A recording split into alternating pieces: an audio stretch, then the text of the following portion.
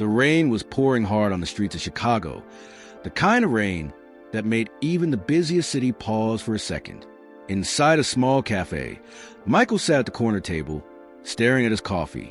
He had just lost his job. His rent was due in 2 weeks. And in his pocket, there was barely enough money to buy another cup. But more than the money, it was the hopelessness that was crushing him. Maybe I'm just not meant for success, he thought. It was in that moment of despair that an old man at the next table spoke. "You look like a man who's given up before the race is over," the old man said with a gentle smile. Michael looked up, confused. "I don't even have the energy to start the race," he replied. The old man leaned forward. "Then maybe the problem isn't the race. Maybe it's the way you're thinking about it."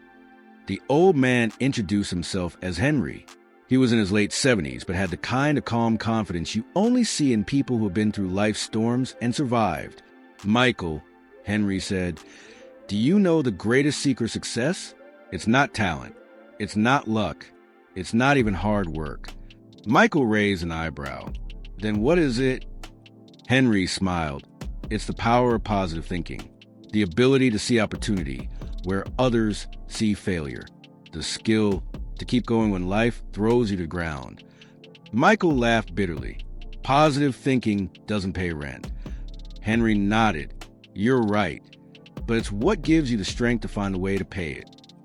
Henry began to share his own life. At 25, he had been homeless, sleeping in his car during the winter. He had no degree, no network, and no plan. But he had one thing, a belief that his situation was temporary. "I used to tell myself every morning," Henry said, "this is not the end of my story. This is just a chapter." He began selling books door to door. Every day, dozens of people slammed doors in his face. But each time he told himself the next door might open. After months of rejection, one client finally gave him a chance. That one sale led to another, and eventually, Henry built a small distribution business. 10 years later, he owned a chain of bookstores. "But it all started," Henry said, "with change in my mind before I could change my life." Michael sat quietly, processing Henry's words. Positive thinking sounded nice in theory, but how could it work in reality? Henry sensed his doubt. "Positive thinking isn't about ignoring reality," Henry explained. "It's about choosing which part of reality you focus on. You can stare at the closed doors all day, or you can keep looking for the one that's open." Henry gave Michael a challenge. "Every morning for the next 30 days, I want you to do 3 things. 1. Start your day with gratitude. Write down 3 things you're thankful for. 2. Visualize your goal. See yourself achieving it. 3. Take one small action toward it every single day, no matter how small." Michael agreed, half out of politeness, half out of curiosity. The first week was hard. Gratitude felt fake when bills were piling up. Visualizing success felt silly when rejection emails kept arriving. But Michael kept at it. He wrote, "I'm grateful for this coffee. I'm grateful I woke up today. I'm grateful for my health." By week 2, something shifted. His thoughts became lighter, his energy sharper. Instead of sending out generic resumes, he started personalizing them with enthusiasm. Instead of dreading interviews, he began imagining himself already hired. One afternoon, Michael went to a local networking event. Not because he had to, but because he felt like maybe, just maybe, something good could come from it. There, he met Sarah, a startup founder looking for a marketing coordinator. Michael didn't have all the qualifications on paper, but his energy and positivity made an impression.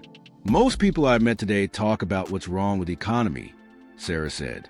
"You're the first one who's talking about what's possible." A week later, Michael got the job. The job paid enough to cover his bills, but more importantly, it gave him momentum. Over the next year, Michael applied Henry's 3-step rule to every aspect of his life. He networked with purpose. He learned new skills at night. He treated challenges as puzzles instead of punishments. By the end of the year, Michael wasn't just surviving, he was thriving. He had saved money, started a side business, and even mentored someone else who had B. One rainy day, almost exactly a year after he met Henry, Michael returned to the same cafe. He found Henry sitting in his usual spot, sipping tea. Michael smiled. "You were right." Henry looked up. "About what?" "About positive thinking. It didn't magically solve my problems, but it gave me the strength to solve them myself." Henry chuckled. "That's the secret, Michael. Success doesn't come to the lucky. It comes to the ones who believe it's POS." Michael now knew positive thinking isn't just optimism. It's a discipline. It's the courage to wake up one more time, then you're knocked down. It's the habit of looking for solutions when all you see are problems. And sometimes, it's as simple as believing the next door you knock on might just open. You can't control the rain, the economy, or other people's opinions, but you can control the way you think. And the way you think shapes the way you act. And the way you act shapes your life. So start small. Write down what you're grateful for. See the goal in your mind. Take one step toward it today. Because success begins in your mind, long before it shows up in your reality.